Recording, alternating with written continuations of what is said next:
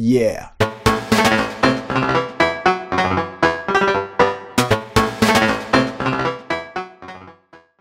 Vertigineuse odyssée que la mienne, que la vôtre, devrais-je dire, l'histoire nous regarde, car nous sommes en train d'écrire le passé. Mais écrire le passé lorsqu'il nous est impossible d'écrire l'avenir, c'est notre lot, hélas. Lorsque nous nous retournerons enfin sur le rap, sur ce qu'il a imposé en nous, alors nous verrons que tout le monde n'avait pas fait comme ça. Et l'impact est pas ouf, mais on peut en être fier et être fier de quelque chose, mais ça donne de l'espoir.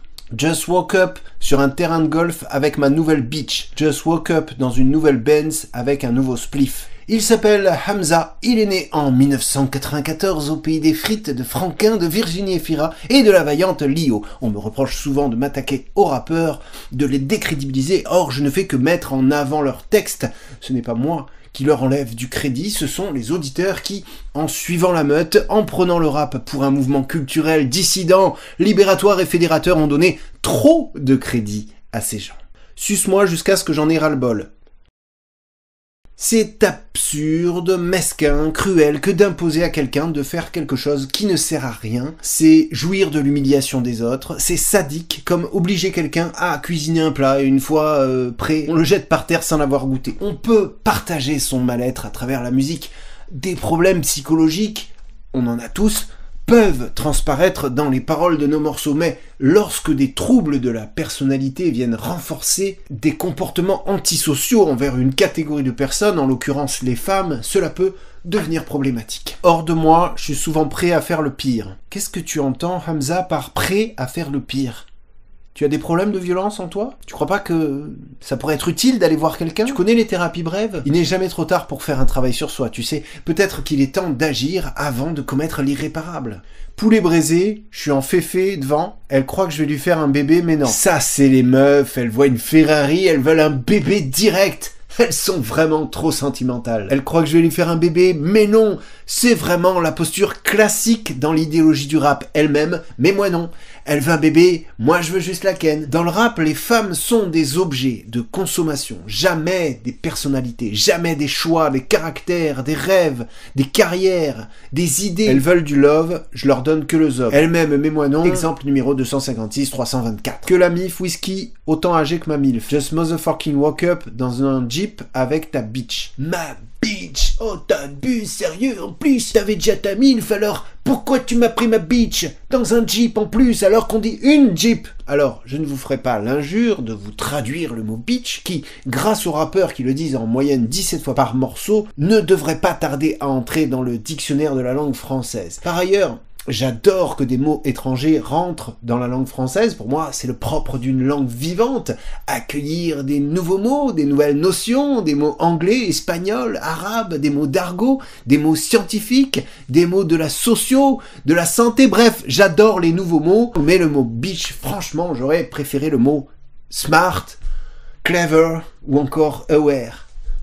Mais bon, il faut aussi qu'on parle du mot MILF, qui est l'acronyme de Mother I'd Like to Fuck, soit mère que j'aimerais baiser, et qui désigne une femme un peu plus âgée. L'emploi de ce terme prouve que Hamza est, comme tous ses confrères rappeurs, un grand utilisateur de sites porno, puisqu'il n'y a que sur ces sites qu'on peut retrouver la catégorie de contenu MILF. MILF est un tag, une étiquette, si vous voulez, qui permet le classement d'un certain type de femme sur une plateforme. En soi, on peut noter que le fait de classer les êtres humains selon leur âge, leur couleur de peau, leur origine, leur orientation sexuelle, c'est pas super égalitaire comme délire. Les sites porno classent les humains. On fonctionne par tag, c'est-à-dire par catégorisation d'individus en fonction de leur couleur de peau, en fonction de leur origine réelle ou supposée, ou même en fonction de traits visibles corporels qu'ils ont ou qu'ils auraient. Et ça renvoie à une catégorisation qui avait lieu déjà avant au 19e siècle, les gens qui catégorisaient donc par Gobineau ou bien des gens qui ont aujourd'hui des amphis à Sorbonne, je parle de Paul Broca ou de Cuvier, qui catégorisaient les gens et leur attribuaient des caractéristiques au regard de cette catégorisation. Il y avait les Noirs qui avaient donc un sexe disproportionné au regard et en comparaison à leur intellect qui le serait moins. Il y avait donc les orientales, les almées totalement soumises, lascives et autorisées à la sexualité de l'homme blanc.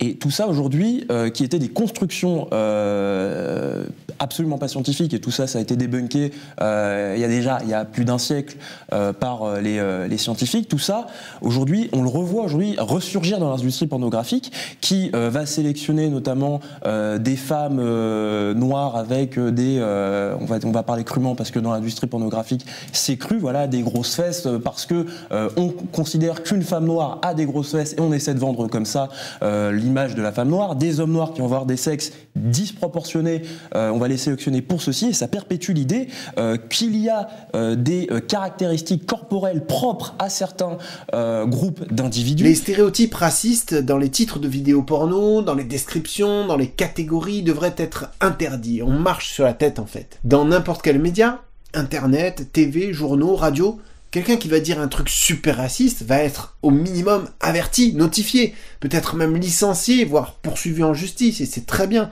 dans n'importe quel média, sauf dans le porno et dans le rap. Elle veut voir mon anaconda, wow. Tu veux dire que tu as un très grosse gag, c'est ça Hamza? J'enfonce ma bite jusqu'au maximum. Babylon Beach, je me sens comme Denzel Washington, je connais ta chica, elle mange plus de bananes que Cheetah. Ces trois phrases se suivent. On peut supposer qu'en suivant son inspiration, il passe d'un thème à l'autre. D'abord, il pense à sa bite grande, puis ensuite il pense à un noir, puis il pense à un singe. Ce genre de racisme, on pourrait l'attribuer aux origines marocaines de Hamza, le Maroc étant, paraît-il, super raciste avec les Renois, mais moi je pense que ça vient plutôt du porno. En tout cas, ce genre de racisme est super fréquent dans les textes des rappeurs. On ferme les yeux la plupart du temps quand les rappeurs ont eux-mêmes la peau noire, comme si ça leur donnait le droit de véhiculer des stéréotypes racistes.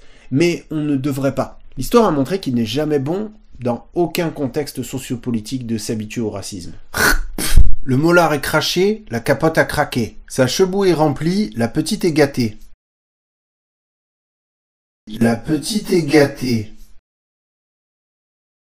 Ça, c'est dans le morceau Bruxelles Zoo qu'il a fait en featuring avec le rappeur Damso. Le molar est craché, c'est Damso qui dit ça, et sa cheveux est remplie, c'est Hamza. Bon, j'ai déjà fait un épisode sur Damso, on avait vu que chez lui la consommation de porno était carrément pathologique. D'ailleurs, il y a une punchline de Damso qui corrobore tout à fait ce que j'ai dit tout à l'heure sur les origines porn du racisme des rappeurs. Tu viens de mon continent, ouais, si j'en crois ton bout. Sous-entendu, les femmes noires ont des grosses fesses. Les stéréotypes racistes ne sont tolérés nulle part, sauf sur les sites porno. On se demande où Damso va chercher ce genre d'opinion super intelligente. Mais continuons à parcourir l'œuvre du porn rappeur Hamza en analysant maintenant un extrait complet du titre HS. Dans ce morceau de Hamza en featuring avec l'étrangleur de femmes, aka le S, aka le fada des collines, aka Godze, aka le branleur du Garlaban, on retrouve la quintessence de l'esprit rap français, les voitures, la bœuf, la coque, les marques de luxe, la fraternité virile, les meurtres au Uzi et le fameux bordel espagnol préféré des rappeurs, le Paradise. Classe E, classe S, classe G, plein de bœufs, plein de cesse, hélico dans le Tiex, cocaïne, Mexico, Big H, Big S, THS, t'es mal à l'aise, elle est bien vraie, ma Rolex, Paradise, paire de Ice, Paradise, Hennessy, tu n'es qu'un traître, ennemi, Paradise, je suis dans le Tiex jour et nuit, t'es tellement fake, maladie, Paradise, j'ai que des frères, je n'ai pas d'amis, elle veut du Gucci, Louis V, Uzi fait mouche, élimine. Le message est passé, non? Où est-ce qu'on doit aller si on est un homme, un vrai? Au Paradise en Espagne, près de la frontière française, où des migrantes sont victimes de prostitution à la chaîne pour satisfaire des milliers et des milliers d'hommes chaque année. Le mec a carrément nommé son album comme ça. Paradise. Ah, le business de la prostitution a de beaux jours devant lui avec des influenceurs comme ça. Quel meilleur ambassadeur de l'industrie du sexe que des jeunes rappeurs stylés en rotation sur Skyrock. Drug, ice, money, sex, thug life, movie shit, nigga, Scorsese. Les rappeurs ne connaissent qu'un seul réalisateur. Depuis la Funky Family, je laisse ça à Scorsese. Jusqu'à aujourd'hui, les mecs ne citent qu'un seul et unique réalisateur, Martin Scorsese. Après en interview, ils vont te dire « Ouais, j'adore le cinéma, les séries, je suis très cinéphile, ouais. » Ah ouais, quel genre de cinéma tu kiffes? J'aime bien les films de Scorsese, genre Scarface ou Usual Suspect, t'as vu? Ouais, tous les films avec De Niro, t'as vu? Je faisais du sale, j'avais pas le choix, depuis je les reconnais même pas. Il y avait que ma mère et ma conscience pour me consoler quand j'étais seul. Qu'est-ce que ça veut dire, Hamza? Je faisais du sale, j'avais pas le choix. Vous dites tous, je fais du sale. C'est quoi du sale? Vendre de la drogue dure, tuer des gens. Et donc, quand tu faisais du sale, ta mère, elle te consolait. Ah ya, mon fils, tu as fait du sale, c'est pas grave, viens là. Pas de remède pour un traître à part le faire. Yeah, ma confiance, je la donne seulement à ma mère. Ah, les rappeurs au grand cœur et leurs mamans. Notez que Hamza ne parle que de 2 types de femmes, les mamans ou les putains. Il ne va absolument jamais parler d'une femme scientifique, sportive, inspirante, ingénieure, amie, commerçante, rigolote, impressionnante, ou même évoquer l'existence d'une femme sans évoquer un acte sexuel. Ça lui est techniquement, intellectuellement impossible. Je les ai toutes baisées. Depuis, j'ai compris que c'était tout ce qu'elles veulent. Le fameux « elles aiment ça, elles aiment tout ça », un grand classique de la pensée misogyne masculiniste. Précisons que le dernier album de Hamza a fait double disque de platine et double disque de platine et double disque de platine. Deuxième album le plus vendu en France en 2023. Quand je pense qu'on est censé être dans une grosse séquence féministe là, moi je crois que c'est plutôt le masculinisme qui domine tout en ce moment. L'acteur numéro 1 à Hollywood, c'est Dwayne Johnson, alias The Rock. Le youtubeur français avec le plus d'abonnés, c'est Thibaut InShape. À Cannes, il donne la Palme d'Or à un film pro-prostitution. Victor de la musique, c'est un des leaders de la culture du viol francophone, le rappeur Gazo, qui a eu le prix d'artiste de l'année. À 4 dans le lit, je mets des doigts dans la chatte de mes 3 pétasses. Je mets ces petites putes au travail. Alors, on dirait, mais en fait non, il ne s'agit pas d'une revendication à pratiquer le proxénétisme, il ne les fait pas tapiner pour lui, il leur fait faire ce qu'il considère être leur travail. Hamza considère que ses filles sont là pour ça, que c'est leur devoir de le faire. Je traite ces petites putes et elles aiment ça, oui, parce qu'elles sont comme ça. Elles travaillent à poil, mon frère. Satisfaction, elles sont fortes dans l'action. On en a confirmation ici. Hamza considère la prostitution comme un travail, la fameuse rhétorique du travail du sexe qui nie en même temps le caractère oppressif de la prostitution et la réalité de l'exploitation sexuelle. Il ironise même sur le fait qu'il est plutôt étrange de travailler à poil. Le fait qu'il dise mon frère va dans le sens de la fraternité virile systématique dans le rap. Complicité masculine, solidarité de mec, elle travaille à poil, mon frère. Fais le job, bounce ton back, bitch, fais le job, yeah. I've changed my name so often, I've lost my wife and children, but I have many friends. J'ai l'impression que je t'aime plus quand tu es loin de moi. Waouh, c'est beau. J'ai l'impression que je sers plus à grand chose sans toi. J'ai rêvé que tu meurs, pour que personne d'autre ne tombe sur ton chemin. Mon cœur est plein de peur que quelqu'un d'autre vienne et qu'il s'empare du tien. J'ai juste une petite question, mon Hamzou, quand tu dis « j'ai rêvé que tu meurs », tu parles de la meuf ou de la langue? Même si au niveau grammatical, cette phrase est correcte, au niveau du style, qu'est-ce que c'est moche. Sinon, préférer la mort d'une femme au fait qu'elle aille avec quelqu'un d'autre, bah, c'est un peu psycho. Fight son pussy comme au kung-fu. Bitch, tu vas crier comme au Camp Nou. Je viendrai te cogner tous les week-ends. Acte sexuel, violence physique. Pussy désignant un vagin et cogner étant synonyme de baiser de manière violente, nous avons ici l'évocation d'un acte sexuel associé à de la violence physique. Mets-la dans la bouche, pas besoin d'oxygène.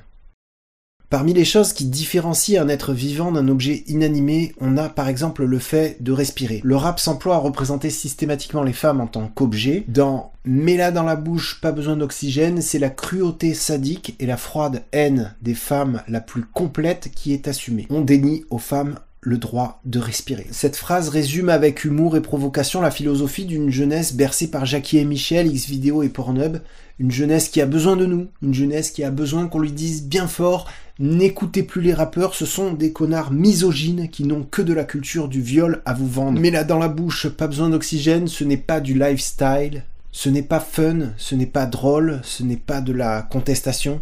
Mets-la dans la bouche, pas besoin d'oxygène, ce n'est pas de la lutte des classes, ce n'est pas de l'émancipation, ce n'est pas de la poésie, du spleen. Vous pouvez me traiter de réac, j'en ai rien à foutre. Quand tout le monde sera d'accord pour considérer cette phrase abjecte comme de la misogynie pure, et que tout le monde considérera la misogynie comme un des trucs qui pue le plus au monde, bien sûr, je serais fier d'être compté parmi les premiers à avoir dit stop, ça suffit. Dans le même délire, on a ça. Bite en bouche, ça lui va bien.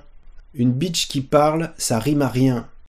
Allez les jeunes, écoutez le message de votre EduxP Hamza, il faut empêcher les femmes de parler en leur mettant une tub dans la bouche. C'est totalitaire, c'est fasciste, c'est la dictature de la tub, c'est le suprémacisme du phallus. On appelle ça la phallocratie, je crois. Elle veut faire les plus grands magazines. Donne ton pussy que je l'assassine. Boum dans la limousine, boum comme si j'étais Poutine. Boum boum, c'est devenu la routine. Voilà, tout est dit, c'est devenu la routine. On assassine un vagin et c'est la routine. On se compare à Vladimir Poutine comme si c'était la classe de lui ressembler. On évoque une femme qui veut devenir célèbre et on punit cette femme trop ambitieuse en la baisant dans la voiture. La routine, quoi. Voilà, merci beaucoup, à bientôt, c'était le dérapeur, le dérapeur, le dérapeur, le dérapeur, le dérapeur, le dérapeur, le dérapeur, le dérapeur, le dérapeur, le dérapeur, le dérapeur vaincra. Allez, à bientôt, à la prochaine. Merci beaucoup de rester courtois dans les commentaires. Je fais souvent ce constat, il y a des gens qui détestent vraiment ce que je fais et je les comprends. Et il n'y a pas de souci avec ça. Mais je crois comprendre que les gens font quand même des efforts pour rester courtois dans les commentaires, donc merci à vous. Je vous rappelle que vous n'êtes absolument pas du tout obligé d'être d'accord avec moi. Vous pouvez être d'accord avec certains trucs et en profond désaccord avec d'autres. Vous pouvez être en profond désaccord avec tout ce que je dis, vous pouvez être d'accord avec tout ce que je dis, il n'y a pas de problème. Voilà, merci beaucoup. Merci en tout cas de m'avoir fait confiance et d'avoir prêté votre attention à mon travail. Je vous souhaite le meilleur pour vous et pour vos proches. À bientôt, portez-vous bien, hasta luego.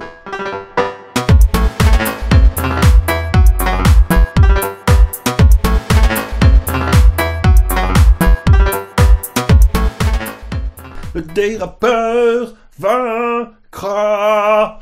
Le dérapeur cra. T'as compris? Ah, c'est bon de rire parfois.